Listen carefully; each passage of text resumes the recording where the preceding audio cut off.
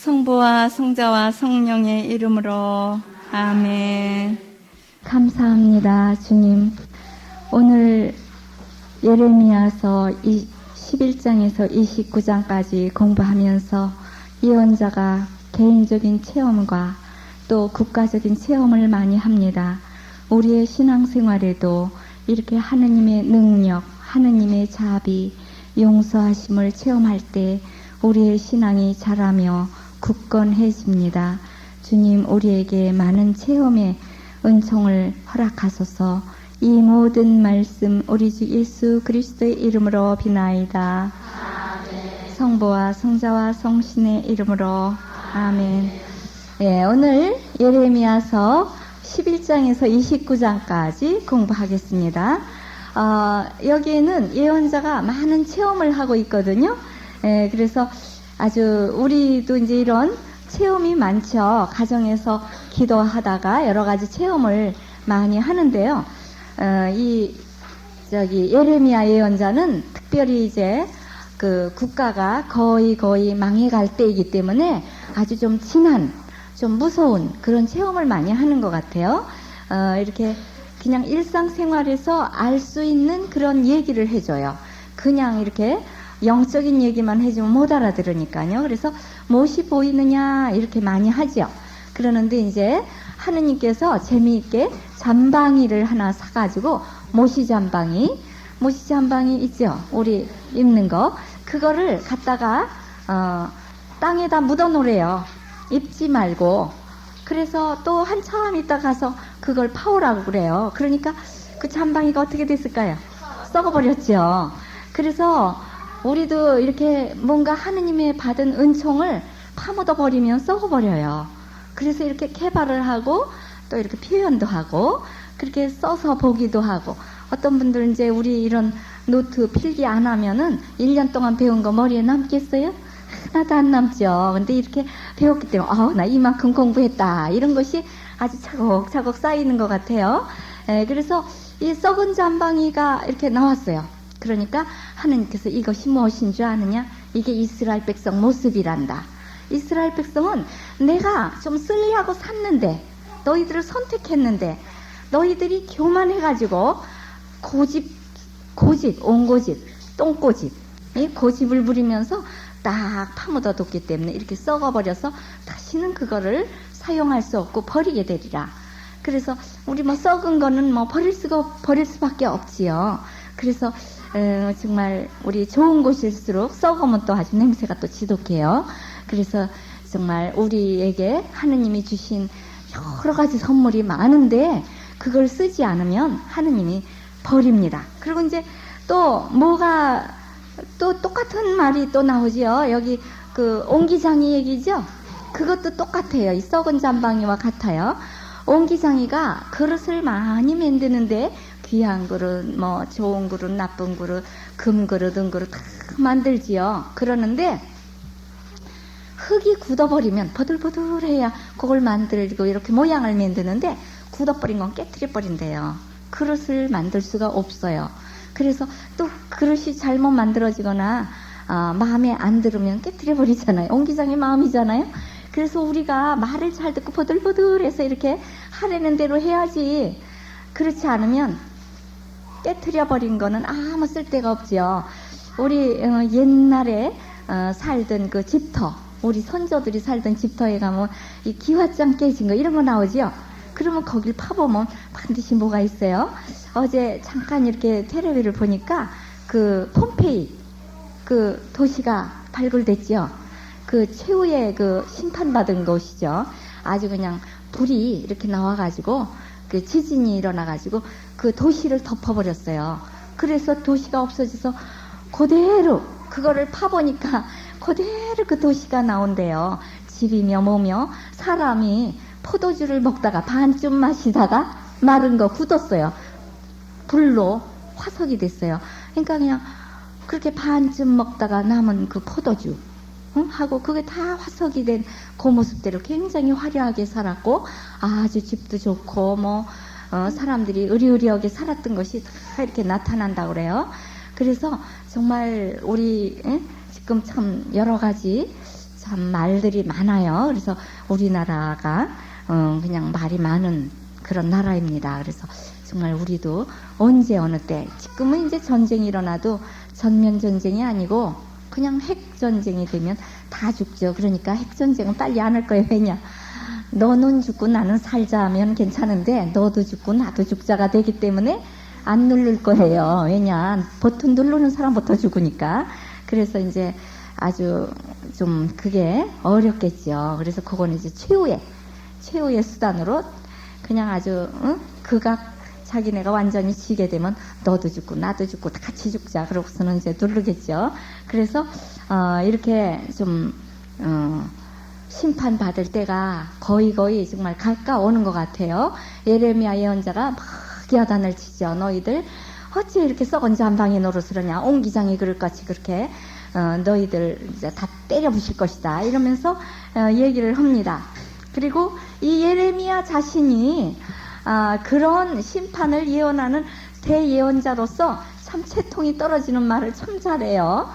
그래서 예수님께서도 역시 그 족보가 별로 아름답지 않죠? 예수님 뭐 하나님의 아들이시고 그런데도 그 족보는 거기 죄녀 이름이 쭉 4명이나 나오지요. 여인 이름이 5명이 나오는 중에 마리아만 빼고는 다 좀 이상한 여인들이에요.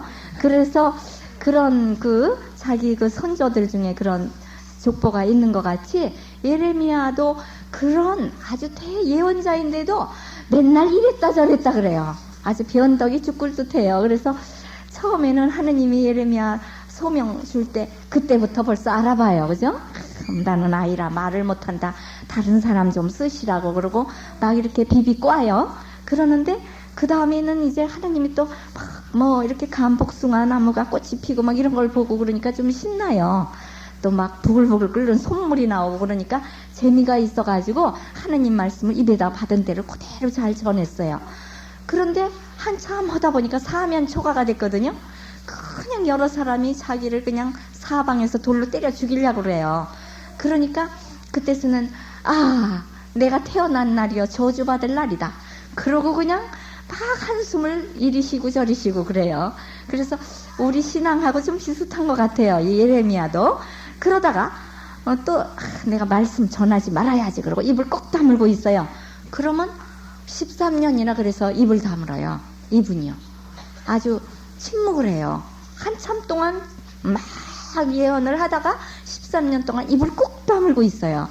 그러면서 내가 하나님 말씀을 전하지 말자 했는데 뼛속에서 말이 그냥 부글부글 끓어올라서 입에서 막 튀어나오는 거예요. 말을 안 할 수가 없어요. 너무 심장이 뜨근뜨근해가지고.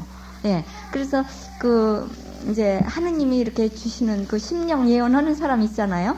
그러면은 이제 심령 기도에 그런 데 가보면 그렇게 예언을 받는 사람들은 말을 안 하려고 입을 꼭 다물고 있으면 막 여기가 뜨겁고 아프고 가슴이 답답하고 할 수 없이 입을 열으면 막 말이 줄줄줄 쏟아져요. 근데 좀 이렇게 개인적인 말하는 사람들이 있어요. 감정에 치우치는. 그게 이제 하느님 말씀인 줄 알고 하는데 그건 개인적인 그런 감정이죠. 어떤 사람은 그냥 미운 사람 넌 지옥 간다 그러고 하느님께서는 미래적인 아주 예언적인 이런 또 건설적인 이런 좋은 얘기를 해주시지 그렇게 개인적으로 지옥 간다 이런 말은 안 하시죠. 그건 자기 개인적인 그런 감정이 좀 포함된 것 같아요. 그래서 예레미야가 굉장히 불평을 많이 해요. 그러면서 이래요. 나는 주님의 깸에 넘어갔다고. 응? 그래가지고 이거를 이제 어떤 해석을 하느냐 하면 성서학자들이 강간당했대요.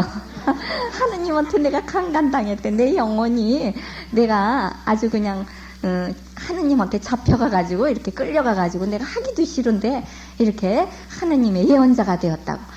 이러면서 아주 이 예레미야 예언자가 굉장히 불평불만을 많이 해요.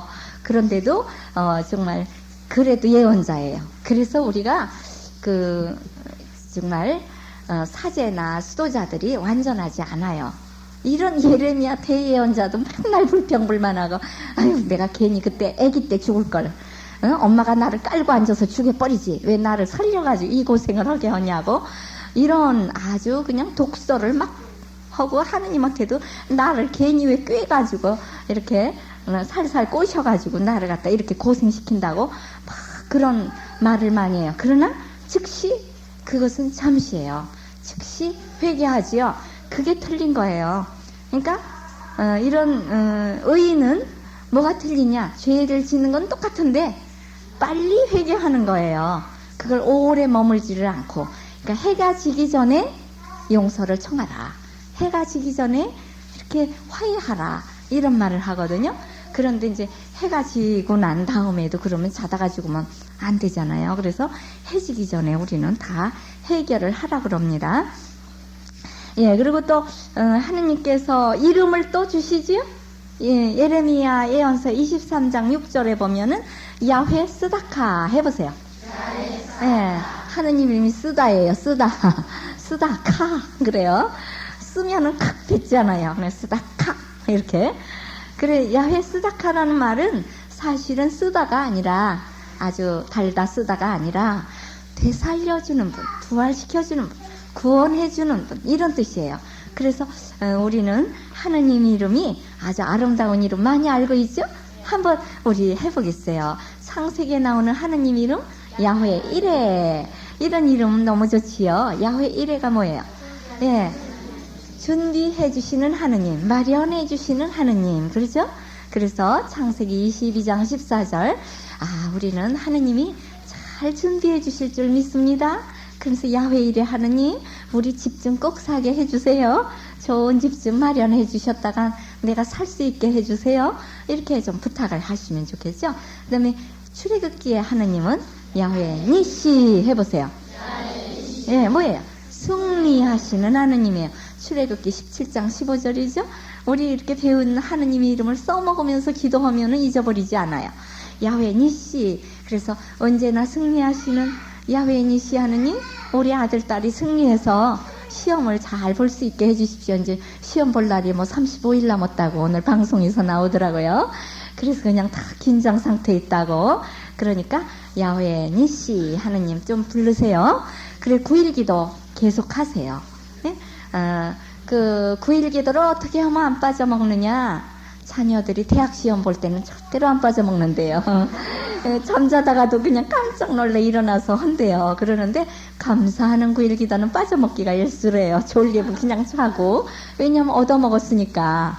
화장실 들어갈 때 마음하고 나올 때 마음이 틀리다 그래요. 들어갈 땐 급하니까 저거 약속을 해주고, 그 다음에 나온 다음 편안하니까 잊어버려요. 그냥 나온 다음에는. 그 다음에 야훼 라파가 있지요. 이것도 출애굽기 15장 26절에 나오죠. 치료해 주시는 하느님, 의사이신 하느님. 예수님도 의사이죠. 내가 죄인을 부르러 왔다, 의인을 부르러 온 것이 아니다. 나는 건강한 사람 부르러 온 게 아니라 병자를 부르러 왔다. 그랬죠. 또 어떤 이름 배웠나요? 야훼 샬롬 배웠지요. 야훼 로이는 아직 안 나왔지요. 예? 예, 야훼 샬롬. 판관기 배웠잖아요. 그죠? 판관기에 6장 24절에 야훼 샬롬. 여기 선생님이라 과연 달라요. 싹싹싹 외우신다고요. 야훼 샬롬이 뭐예요? 평화. 예, 이스라엘 사람은 샬롬, 샬롬 그렇게 인사한다 그러죠. 왜? 평화가 없기 때문에 늘 평화를 기다리는 거죠. 그 다음에 이제 야훼 로이는 아직 안 나왔어요. 시편에 나오는데 민수기에서 배웠죠. 왜냐? 인도해 주신다. 40년 동안 광야 생활을 인도해요. 그래서 야훼는 나의 목자 아쉬울 것 없노라. 죽음의 그늘진 골짜기를 간다 해도 야훼의 지팡이가 나를 지켜주신다. 이렇게 나오죠. 이건 시편 23장. 야훼는 나의 목자. 그게 이제 야훼 로이예요. 민수기 배울 때 나왔어요. 짝성경 할 때. 그래서 이렇게 하느님 이름 많이 배웠습니다. 그리고 이제 앞으로도 또 나와요. 다음 주 이제 에제키엘, 다음이 아니고 이제 에제키엘 배울 때 맨 끝장에 이제 야훼 샴마가 나오죠. 하느님이 우리와 함께 계신다. 야훼 로이는 인도하시는 하느님이라고 그랬어요. 인도. 예. 자, 그러면 또 이제 뭐가 나왔나? 무화과 2바구니가 나왔죠? 예, 무화과 2바구니. 이거는 뭐예요? 예, 썩은 잠방이와 같이 하나는 썩은 무화과, 먹을 수 없는 거. 하나는 싱싱한 무화과가 나왔죠? 두 바구니가 이렇게 나왔어요. 우리 최후 심판 받을 때 어떻게 되죠? 왼편, 오른편 갈라 세우죠? 왼편에 있는 자들아 너희들은 나를 떠나가라. 그리고 오른편에 있는 자는 너희들은 의인들이다. 나와 함께 하느님 나라로 가자. 이러지요. 그게 뭐냐? 왼편 오른편으로 카드를 썩은 거 썩지 않은 거. 썩지 않아야 돼요. 우리의 신앙이 싱싱해야 돼요. 그러려면 어떻게 해야 돼요? 움직여야 돼요. 응? 물이 가만히 있으면 썩지만 자꾸 흐르고 자꾸 이렇게 씻어 내려가면 싱싱하게 깨끗해요. 그래서 바로 이 무화과 두 바구니는 뭘 말하냐? 예루살렘을 떠나서 바빌론으로 간 사람이 썩을 것 같죠? 근데 그 사람들은 움직였어요. 움직여 가서 계속 지도를 받았어요. 사제들이 지도해요. 그러니까 내가 잘못했다. 예루살렘 성전만 믿으면 안 되고 집이 구원해 주는 게 아니라 하느님이 나를 구원해 주신다. 이런 거를 느끼고 또 하느님의 말씀을 자꾸 읽어줬어요. 그 바빌론에 가가지고 뭐가 생겼다 그랬죠? 성전 대신으로 시나고가 해봐요. 예, 시나고가가 뭐예요? 회당이 생겨가지고 조그만 회당에 이렇게 몇몇 명이 이스라엘 사람들, 마을 사람들이 모여가지고 제사는 안 지내고, 그러니까 말씀의 전례는 안 하고, 성찬의 전례는 안 하고 말씀의 전례, 성서만 읽어줬죠. 예, 그래서 이렇게 성서에 이제 아주 잘 깨닫게 되니까 회개하게 되어서 싱싱한 믿음이 되었어요. 자라나는 신앙 해보세요. 예, 안질뱅이 신앙. 예, 앉아있으면 썩어요. 그래가지고 바로 예루살렘에 앉아있던 사람, 남아있던 사람이 있어요. 그 사람들은 누구냐 하면은 아주 가난한 사람들, 천민들. 그래서 그런 사람들 보고는 무화과, 포도나무나 가꾸고 있어라 그랬는데 이 사람들이 안일주의로 나가요. 이제 막야단 치는 사람도 없고 또 가르쳐주는 사람도 없고 그러니까 지 멋대로 살아가지고 막 우상숭배에 빠지게 돼요. 그냥 뭐 사제도 없고 그러니까 막 산당에서 막 제사 지내고 막 이렇게 우상숭배 빠지고 우왕좌왕 방황하게 돼요. 에집트로 가야 사나 어디로 가야 사나 이러면서 왔다 갔다 해요. 그래서 우리는 왔다 갔다 하면 안 돼요. 너무 이리로 우르르 저리로 우르르 하면 안 되고 딱 마음의 줏대가 있고 성서를 꼭 잡고 기도를 꼭 하고 하는 성서줄 기도줄 꼭 잡으라 그랬죠. 그래서 이제 거기에서 잡으면 뭐가 나온다고 그랬죠? 선행줄이 나온다고 그랬잖아요. 삼겹줄을 잡아야만 쉽게 끊어지지 않아요. 기도를 열심히 하고 성서를 꼭 잡고 있으면 거기에서 선행이 나오게 돼. 착한 일을 자꾸 하게 돼요. 그러면은 삼겹줄을 잡으면 하늘나라에 딱 가가지고 찬란한 면류관을 받는 거죠. 그러나 썩은 무화과처럼 뭐 짝에도 쓸모없이 옹기장이 깨진 조각에 불과하게 되면 우리는 뭐 쓸모가 없어요. 심판 때 이제 다 불속으로 다 넣어서 불태워버리게 되죠. 그래 이제 썩은 무화과 해보세요. 싱싱한 무화과. 예, 아주 그냥 뭐 신앙에 대해서 그냥 얘기하면 못 알아들으니까 너희들은 썩은 무화과를 먹을 수 있느냐? 싱싱한 무화과를 먹을 수 있느냐? 그러면서 가르쳐 주는 거예요. 그래서 이제 신앙이 이렇게 살아있어야 된다. 이런 거를 얘기해 줍니다.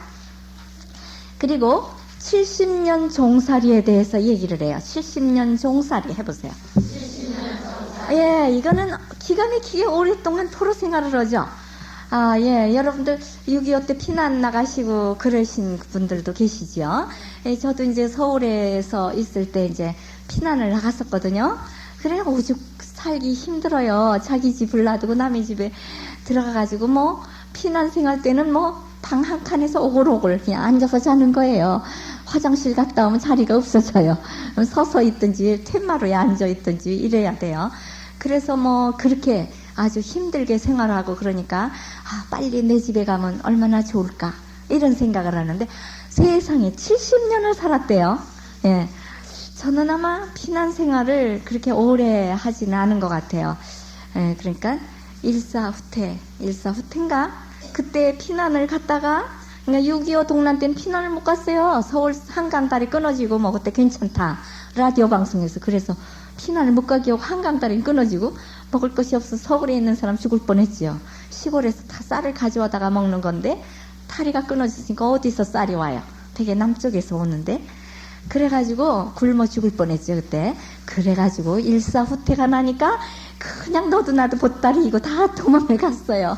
그래 피난을 갔는데 아유 정말 그때 고생한 거 생각하면요 정말 너무 엄청나요. 그래서 또 다시 그런 어려움이 오면 어떡할까 이런 생각을 하는데 어떻게 보면은 그런 좀 어려움도 좀 있어야만 또 내가 또 무슨 반공죄로 또 끌려갈런지도 모르는데 그런 어려움이 너무 없다 보니까 사람들이 너무 해이해지고 안일해지고 뭐 하느님이 뭐 심판을 하랴 이러고 이렇게 되거든요. 그래서 정말 옛날에 어렸을 때 너무 고생한 사람은 물건도 아까운 줄 알고 또 그냥 배고픈 서름도 당했으니까 참 이런 거 불쌍한 사람하고 나눌 줄 아는데 그렇지 않은 사람은 나누는 것도 모르고 왜 배가 고프냐고 먹을 게 이렇게 많은데 이러거든요. 그래서 70년 종살이를 한 그들은 깨달아요. 이게 아주 좋은 기회예요. 여러 가지를 배우는 기회예요. 그리고 70년 종살이를 하면서 바빌론에 가서 또 많이 배웠어요. 유학을 한 거예요. 공짜로. 물론 얻어맞아가면서 일하면서 이렇게 했지만은 많은 것을 큰 나라에 가서 배워왔지요. 그래서 바빌론 땅에 가가지고 70년간 이게 뭐예요? 안식년을 10번이지. 그러니까 7년마다 안식년이 오죠?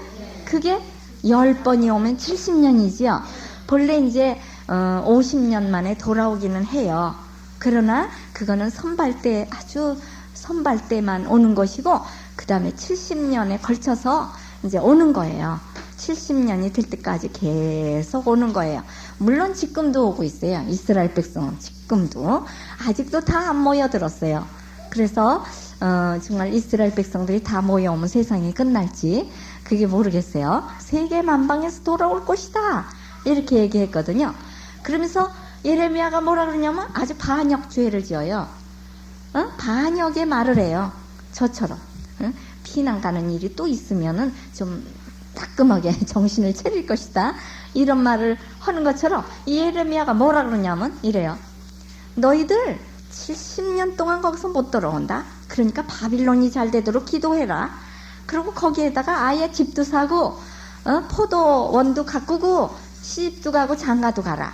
자꾸 미루고 내일 본국에 돌아가서 뭐 하지 이러고 자꾸 미루지 말고 거기에서 오래 살 생각을 하고 살아라 그랬어요. 왜냐? 차분한 마음을 가지고 거기에서 이제 하느님 말씀도 더 깨닫고 잘 쓰라고 그랬어요. 그래서 거기에 가가지고 70년 사는 동안에 성서가 다 쓰여진다고 그랬죠? 왜 그러냐면 BC 433년 그때서야 그러니까 BC 586년에 가가지고 433년이 되어가지고 이 모세오경이 다 기록이 되니까 얼마나 아주 오랫동안 그 사람들이 이제 이런 종살이를 하면서 깨달은 바가 많아가지고 그 나라에 가보니까 역사책도 있고 그래요. 그러니까 우리도 이렇게 하느님 말씀 기록하자 이런 걸 배우게 되는 거예요. 그래서 다 보고 배워야만 좀 잘나게 되죠. 그런데 거짓 예언자는 뭐라 그래? 2년만 있으면 돌아온다. 걱정하지 말아라. 하느님이 이긴다. 이러면서 쓸데없는 말을 막 함부로 이렇게 해요. 그러니까 그는 내가 시키지 않은 말을 했기 때문에 그는 죽으리라 그러죠. 그래서 그 해가 가기 전에 예레미야가 죽는다고 말하는 그 해가 가기 전에 죽었어요. 이 하나니아라는 예언자가. 그래서 이렇게 그래서 우리는 좀 공포에 떨어요. 이게 하나님 말씀 내가 잘못 전하면 하나니아처럼 죽으면 어떡하나. 그러기 때문에 안전하는 사람도 있거든요. 그런데 그렇지가 않아요. 이렇게 성서대로 하면은 거짓 예언이 아니에요. 그러는데 이제 거기에다가 이제 자기 쓸데없는 얘기를 갖다가 너무 많이 붙여놓을 때 그때 이제 거짓 예언이 되는 거지요. 그래서 우리는 성서 그대로 이렇게 나가면은 괜찮습니다. 옹기장의 얘기는 아까 해줬지요. 그래서 안식일을 잘 지키고 축복을 받도록 이렇게 하라 이런 얘기를 했어요. 그리고 예레미야 예언자는 독신 예언자로 그랬죠? 지난번에 이제 말씀을 드렸는데 독신으로 지내라. 장가들 생각하지 말고 아들 딸을 둘 생각도 하지 말아라. 이제 그 가정이 파괴되고 아이들이 죽는 꼴을 보게 되고 이러니까 아예 정말 하느님 앞에 잘 전전긍긍 하느님 말씀을 전하고 이러는데 방해가 되지 않도록 예? 이렇게 자녀들 다 이끌고 이렇게 어디로 가라 그러면 참 힘들어요. 그래서 참 목사님은 좀 힘들으실 거예요. 시골로 가라 그러면 좀 이렇게 그럼 아이들은 어떡하나 가정을 분산시켜 놓고 살아야 되겠다. 근데 신부님이나 수녀님은 뭐 괜찮아요, 그죠? 아이들도 없으니까 전학시킬 일도 없고 그냥 자기 혼몸만 가면 되니까 섬에 가서 이제 쉬는 겸 이렇게 휴양 겸 이렇게 있다가 오기도 하고, 너무 도시에서 오래 있다 보면 또 그런 데 좀 가서 편안하게 살고 싶은 때도 있어요. 가서 이제 조개도 잡고 거기에서 뭐 이런 것도 이렇게 좀 바닷가에 가서 뭐도 좀 하고 이런 것도 좀 하면은 좋잖아요. 그래서 휴양지 있는 데로도 많이 가기도 하고 그러죠. 근데 사실은 그런 데 가면요 일이 더 많아요. 그리고 아주 건강해져요. 왜 그러냐면 자동차가 없으니까 걸어 다녀야 되거든. 10리, 20리, 30리 저는 노상 걸어 다녔어요. 그래가지고 오히려 가서 쉬라고 그랬는데 거기 가가지고 쉬기는커녕 더 일이 많더라고요. 아주 그냥 월요일은 어느 마을, 화요일은 어느 마을, 수요일은 어느 마을, 산 하나 넘어서 마을마다 이렇게 가다가 보니까 아주 일이 더 많고 일이 더 많다 보니까 더 건강해지더라고요. 도시에서의 많은 일은 좀 찌들리는데 그런 데서는 이렇게 걷기를 많이 하니까 더 좀 건강이 좋아져요. 물론 약하게 될 때도 있겠지만 너무 무리하면 저도 좀 너무 무리해가지고 그때 이제 섬에 가서 살 때 병이 왔어요. 그러니까 대수술을 받고 거기로 쉬러 가라 그랬는데 젊으니까 쉴 줄을 모르거든요. 쉬는 것도요 좀 쉴 줄을 알아야 쉬어요. 그것도 모르면은 그냥 쉬지를 않고 그냥 뭐 가서 그냥 밭도 메고 그냥 뭐도 하고 꽃도 심고 맨날 그냥 거긴 땅도 많고 그러니까 그리고 너무너무 그냥 걸어서 가가지고 배가 고프니까 그냥 고구마 같은 거 삶아준 거 몽땅 먹고 체하고 이제 그냥 수술하고 그러고 나면은 몸이 약해지잖아요. 그럴 땐 체하기가 쉬운데 그런 거 좀 악식을 먹거든요. 그런 데는 섬 같은데 그냥 고구마로 때우고 막 이래요. 그리고 국수 그런 걸 많이 먹어요. 예, 밥이 좀 부족해요. 그리고 김치도 부족해요. 그런 섬에는 그 채소 부칠 그런 밭이 좀 없어가지고 산간이고 막 이러니까 좀 아주 좀 밥이 맛이 없게 이렇게 먹어야 되고 이러거든요. 반찬이 없어요. 그러니까 참 좀 약한 사람은 많이 준비를 해가지고 가야 되겠더라고요.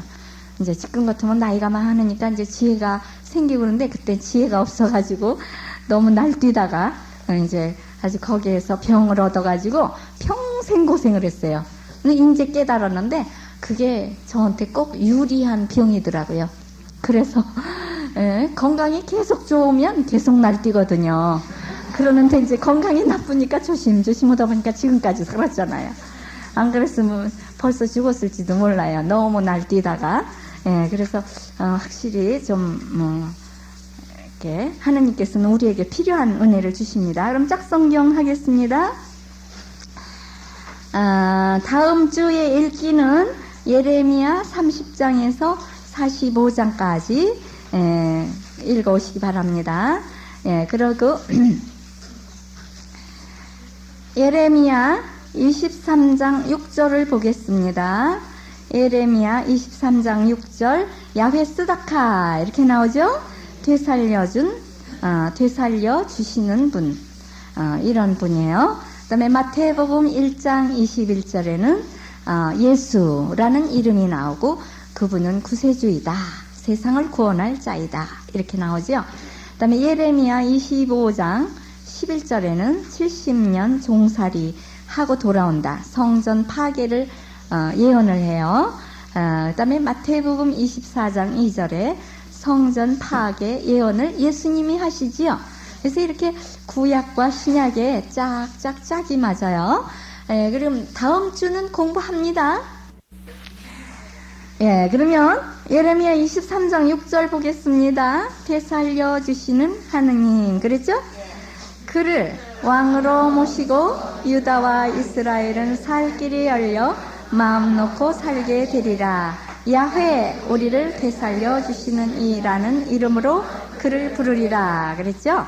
그래서 우리 하느님 이름이 야훼 스다카 해보세요. 네, 우리를 되살려주는 분, 부활시켜주는 분, 용서해주시는 분, 다시 이렇게 회복시켜 치료해 주시는 거예요. 그래서 어디 가서 되살려주느냐면 바빌론에 가서 영적 치유, 육적 치유를 해주시는 거예요. 그 포로 생활을 통해서, 훈련을 통해서 우리를 치유를 시켜주는 거예요. 그다음에 마태복음 1장 21절에 보면 구세주 예수님에 대해서 나오죠. 마리아가 아들을 낳을 터이니 그 이름을 예수라 하여라. 예수는 자기 백성을 죄에서 구원할 것이다 하고 알려주었다. 예, 그래서 예수라는 말 자체가 구세주, 구원자 이런 뜻입니다. 그럼 예레미야 25장 11절에 보면 성전 파괴 예언이 나오죠. 이 일대는 끔찍한 폐허가 되고 여기에 살던 민족들은 모두 70년 동안 바빌론 왕의 종노릇을 할 것이다. 예, 70년 동안 종노릇을 하는 동안에 배워오는 바도 많고 여러 가지 깨달음이 많아요. 예, 마태복음 24장 2절 성전 파괴 예언. 그러자 예수께서는 저 모든 건물을 잘 보아두어라. 나는 분명히 말한다. 저 돌들이 어느 하나도 제자리에 그대로 얹혀있지 못하고 다 무너지고 말 것이다 하고 말씀하셨다. 예, 그랬어요. 그래서 예수님께서 언제 예언하시냐면 돌아가시기 전에 이렇게 아주 화려한 그 헤로데가 이렇게 그 성전을 이렇게 증축했죠. 그래서 굉장히 웅장했다고 그래요. 예루살렘 성전이 예수님 시대에. 그래가지고 아주 집이 이렇게 건사하고 그러니까 그냥 예수 그리스도 얘기하는 거는 아주 이렇게 귀 밖으로 들어요. 사람이 너무 물질이 이렇게 앞을 가리면 진짜 배기가 안 보여요. 그래서 이렇게 정말 빌딩이 너무 앞을 가리면 정말 하느님이 웅장한 산이 더 웅장하죠? 빌딩보다. 그런데 그 빌딩만 쳐다보고 있는 거예요. 야, 인간이 최고다. 하느님 없어도 된다. 그래요. 빌딩만 가지고 살아요? 지금 자꾸 녹지대가 없어진다고 이렇게 걱정을 해요. 빌딩을 자꾸 짓고 야금야금. 그러면 그게 우리 산소 공급해주는 곳인데 녹지대가 이 도시에 없어지면 우리가 숨을 쉴 수가 없어요.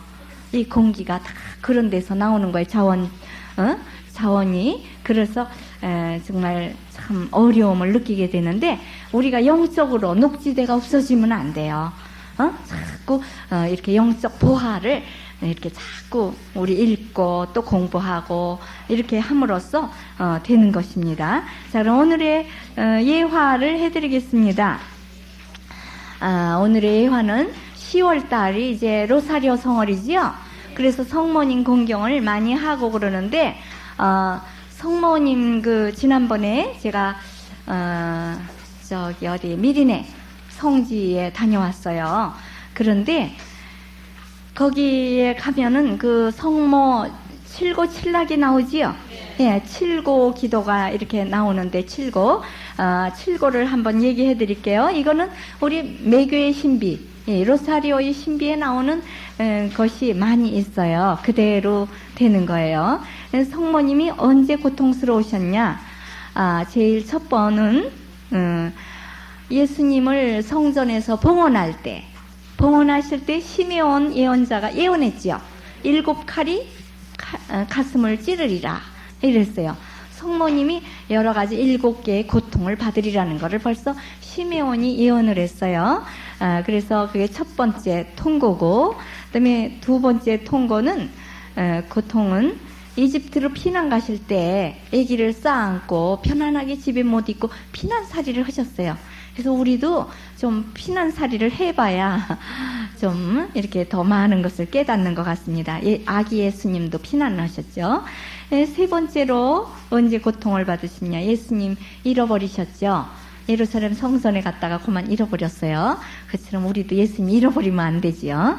그 다음에 네 번째로 예수님 십자가를 지고 갈 때 길에서 만나지요. 그럴 때 얼마나 그 외아들 예수님이 그렇게 십자가를 지는 거를 보고 마음이 아프셨어요. 그러나 그래도 십자가를 져야 우리가 살아나니까 그걸 그대로 참아봤지요. 그 다음에 다섯 번째로 십자가에 못 박힌 예수님 발밑에 서셨죠. 그러니까 그때 이제 정말 그 피를 뚝뚝 흘리면서 그 한 칼에 죽는 것도 아니고 3시간 동안을 못을 박혀 있었다고 그러죠. 그리고 또 매를 맞이고 그냥 십자가를 지고 3번이나 쓰러져 가면서 그 고생을 다 하고 가서 또 못 박히고 이런 고통을 당하시면서 얼마나 고통스러우셨을까. 그 다음에 십자가 위에서 운명하시는 예수님을 이렇게 몸에 받아 안으셔서 품에 받아 안으셨어요. 그래서 우리도 십자가를 정말 받아 안아야지요. 예수님을 받아 안듯이. 그 다음에 예수님의 성실을 장사 지냈지요. 그러니까 이거 고통의 신비에 그대로 나오는 거죠. 예. 그리고 십자가 길 기도에 나오는 그런 것이에요. 그리고 7가지 낙은 뭐냐? 성모 영보 이렇게 당신이 예수님을 잉태하실 것이요. 그리고 천사가 인사를 드리니까 슬프기도 하지만 기쁘기도 하지요. 천사가 나타나서 이렇게 인사를 해주니까. 그 다음에 두 번째로 엘리사벳을 방문했을 때 그 뱃속에 있는 아기가 막 뛰놀아요. 서로 뱃속에 있는 아기들끼리. 그리고 또 엘리사벳이 성모님께 인사드리지요. 그래서 당신은 만세가 복되다고 할 것이다고 이러지요.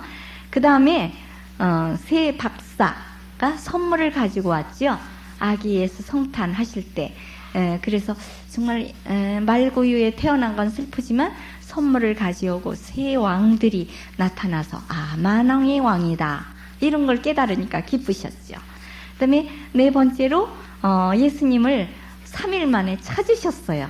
그래서 또 기뻐요. 그래서 우리도 잃어버릴 때는 이렇게 냉담할 때죠. 예수님을 잃어버릴 때는 다시 찾아요. 그러면은 이제 냉담해서 회개를 해가지고 이렇게 찾으시는 거죠. 다섯 번째로 예수님 부활하시고 승천하시니까 얼마나 영광으로 올라가는 예수님을 바라볼 때 기뻐요. 그리고 이제 여섯 번째로 성모님이 승천하시지요. 이제 상을 받는 거예요. 그러니까 고생을 많이 할수록에 많은 상을 받는 것 같아요. 성모님도 그렇게 고생을 했기 때문에 이렇게 예수님을 따라서 승천을 하시고. 7번째 낙은 뭐겠어요? 월계관을 3개나 받지요. 성부의 딸로서, 성자의 어머니로서, 성령의 짝으로서 3가지 월계관을 받아요. 그래서 3관왕이 되셨죠. 우리는 더 많은 관을 받아요. 10관왕이 돼요. 그래서 우리도 관을 다 잘 찾아서 이렇게 갖도록 해야 되겠습니다. 이제 고통의 신비, 영광의 신비 이런 거 읽어보면 돼요. 그리고 이거는 실화인데 중국에 있는 어떤 어머니가 장애자의 어머니가요 느낀 거래요. 그래 발표를 했는데 그 아기를 데리고 국민학교서부터 대학교까지 업고 다니면서 이렇게 공부를 시켰어요. 그런데 그 아이가 공부를 하려면 어머니가 그 아이한테 몇 번을 얘기해 줘야 되느냐면 한 번에 못 알아들으니까 7,000번을 얘기를 해준대요. 단어 하나를 외우게 하기 위해서 7,000번. 그러니까 몸이 장애되면 머리도 둔해지나 봐요. 그래서 빨리 못 알아들으니까 7,000번을 해야 입이 발음을 한대요. 떼떼떼떼 하면서. 예.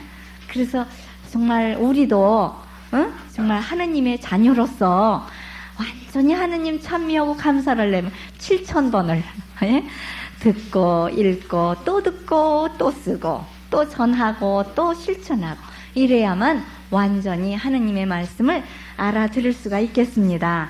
그래서 정말 그 장애자 어머니처럼 우리 자신을 교육시키고 또 다른 사람을 교육시킬 때 한두 번 해가지고 못 알아듣는다고 화내면 안 되겠지요. 자, 그러면 오늘의 그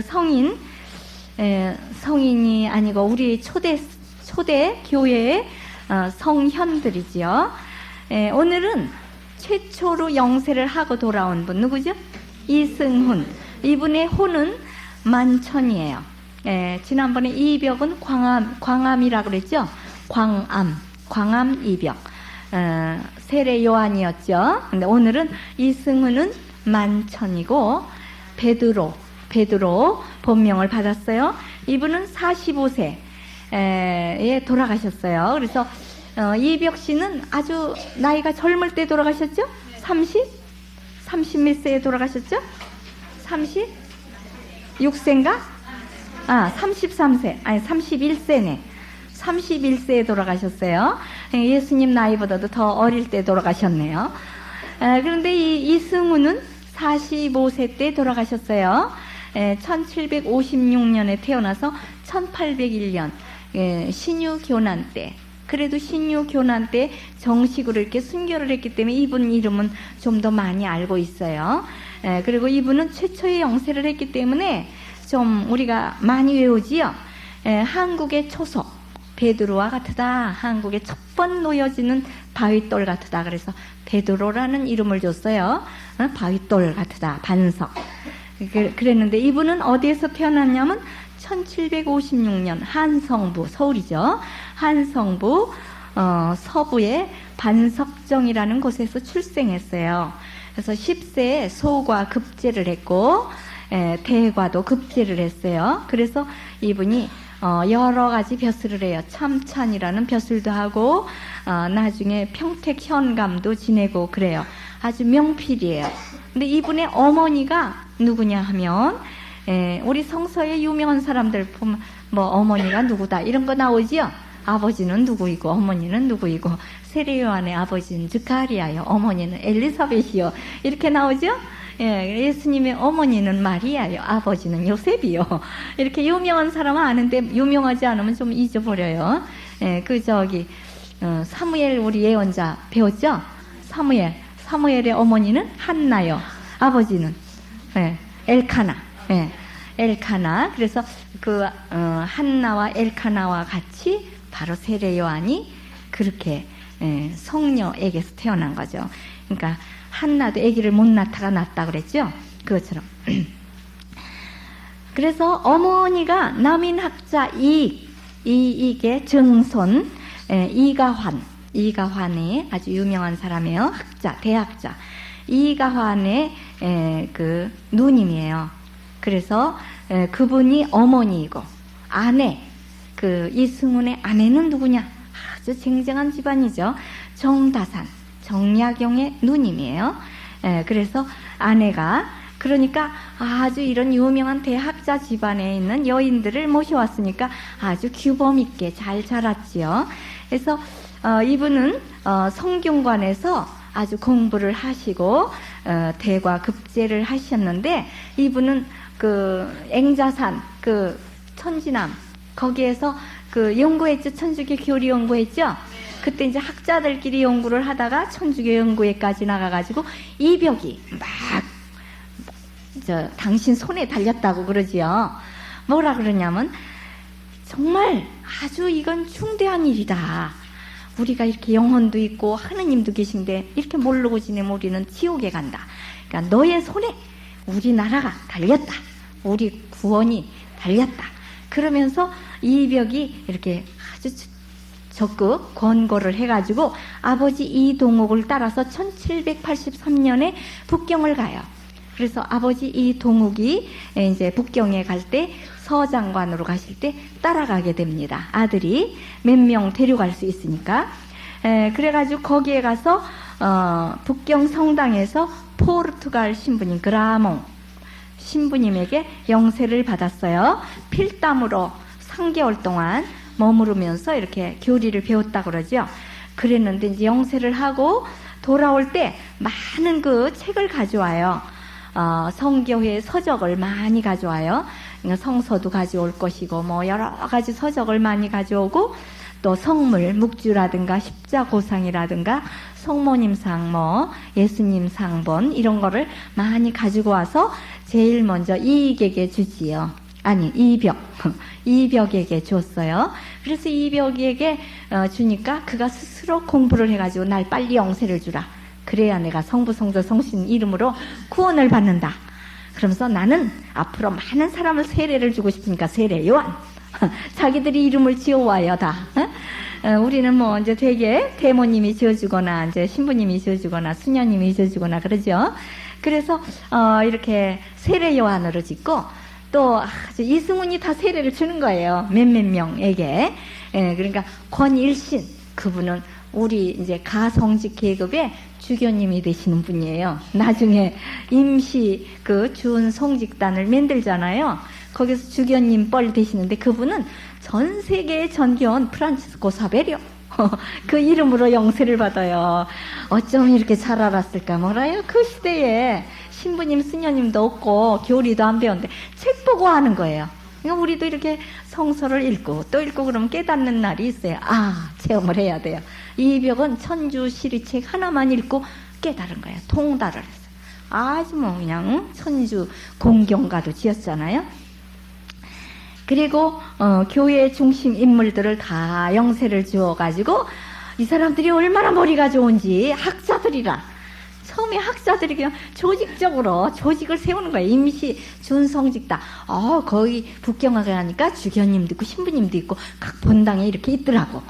그거를 얘기해 주니까 그럼 우리끼리 정하자. 그래가지고 권일씨는 주교님으로 뽑고 자기네들끼리 막 뽑았어요. 최고 좀 나이도 좀 많고 아주 학자 머리도 아주 좋고 그러니까 그런 분을 하고 그 다음에 이제 이승훈 또 뭐 최창현 또 유한검은 전라도 신부 또 경상도 또 저기 충청도는 이단원 이렇게 해가지고 참 팔도 강산에다가 이렇게 배치를 하고 이렇게 아주 좀 하느님을 믿는 마음이 이렇게 열렬했어요. 우리도 정말 이렇게 배치를 하고 이럴 정도는 아니지만은 레지오 단원으로 활동하고 또 여러 가지 이런 활동으로서 정말 하느님 나라를 넓히는데 노력을 해야죠. 10월 전교의 달이니까 특히. 그리고 로사리오 성을 우리 힘으로는 절대 안 되고 하느님의 힘으로 은총의 힘으로 많이 될 수 있습니다. 그래서 이분은 언제 이제 순교를 하느냐면 1801년 신유교난 때 순교를 하게 돼요. 그래서 300여 명의 순교자와 함께 이렇게 죽는데 이분은 어떤 순교를 하냐? 육시처참을 해요. 육시로. 왜냐? 나라에 중죄를 졌다. 어찌하여 남의 나라 땅에까지 이렇게 몰래 가가지고 이 국가에서 허락되지 않은 그런 종교를 갖다가 퍼뜨린 죄다. 아주 그러니까 전교죄예요. 전교했다는 죄예요. 그래가지고 이렇게 죄를 이제 아주 중죄로 이렇게 다뤄서 황소 마차가 네필이 끌어가지고 손 네 군데, 손, 발 네 군데, 목 이렇게 5군데에다가 이렇게 밧줄을 매가지고 5 마차가 끌고 가요. 그러니까 이제 이 몸뚱어리는 따로 떨어지죠. 그러니까 육시가 되는 거예요. 5 조각으로 나가고 이 살이 한 덩어리가 이제 가운데 오장육부가 툭 터지면서 그러니까 육시처참이라고 그러죠. 그래서 아주 제일 무섭게 죽는 게 육시처참인데 요새는 더 무섭게 죽이죠. 더 토막토막 살이네. 그냥 토막토막 잘라가지고 이렇게 비닐봉다리에 넣어서 쓰레기통에 버리는 또 뭐 불태워 죽이고 얼마 전에 그 청년들이 그래가지고 그 사람들도 사형을 받았죠. 사형 받을 때 물론 영세를 했어요. 회개하고 우리가 너무 모르고 그리고 너무 배고파 살아가지고 악독해져가지고 이렇게 다른 사람에 대해서 너무 이렇게 좀 저주를 해서 그래요. 그러는데 이 이승훈이가 영세를 하고 돌아와서 신부님이 돌아올 때까지가 몇 년이에요? 10년간. 10년간 이 임시 준성직단에서 전교를 했다는 거예요. 평신도 선교사가 했다는 거예요. 이게 우리나라의 긍제 10년간 신부님 없이 1784년에 영세하고 돌아와서 1794년에 주문모 신부님이 들어오세요. 그럴 때까지 10년간 평신도들이 전교해가지고 4,000명의 영세자를 내요. 그러니까 이 이승훈, 뭐 이벽 이런 분들이 사랑방에 오는 손님들에게 다 전교를 해요. 근데 뭐 믿어라 말을 안 한대요. 그냥 책을 준대요. 그러니까 학자들이니까 읽고 나면 스스로 탁 깨닫는 거예요. 그냥 얼마나 머리가 좋은 그런 사람들이니까. 그래서 참 이게 준비된 것 같아요. 예, 그러는데 사실은요, 이 학자들이 이렇게 전교를 많이 하고 이런 거는 좋았지만 순교할 때는 더 약했답니다. 얻어맞아 보지도 않았고 고생도 안 해봤죠. 옥살이도 안 해봤고. 그러나 종들 이런 사람들은 이름도 안 났어요. 순교자도 뭐 이름도 안 나요. 뭐 별로 훌륭한 일을 안 했으니까. 그러나 아주 용감했대요. 더 여인들도 아주 용감하고 그렇게. 왜 그러냐면 평소에 얻어맞기도 많이 얻어맞고 종노릇을 하고 고생도 많이 했기 때문에 잘 참았대요. 그래서 우리도 이렇게 훈련이 좀 필요한 것 같습니다. 그래서 우리 정말 이렇게 신부님 또 요즘에 많이 또 이렇게 이동되시고 그러는데 옛날에는 신부님 한 분 모시기가 얼마나 어려웠고 그런데 지금은 뭐 신부님 가시나? 몰라. 가시든지 마시든지 오시든지 마시든지. 아유, 옛날에는 신부님 한 번 모셔오기 위해서 뭐 돈도 없는데 그냥 화전 이뤄서 겨우 먹을 만하면 또 도망가야 되고 그러는데도 제일 먼저 돈을 내 가지고 신부님들 모셔오는 그 차비가 있어야 모셔오잖아요. 가는 사람들도 차비를 가져가야 되고 또 오실 때 또 모시고 오려면 차비가 필요하고 막 오면서 가면서 돈을 뿌려야 돼요. 이렇게 돈을 집어주고 이래야 체포도 안 되고 그러잖아요.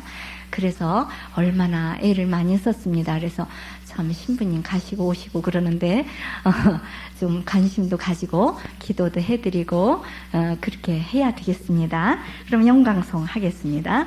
영광이 성부와 성자와 성령께 처음과 같이 이제 항상 영원히 아멘. 성부와 성자와 성령의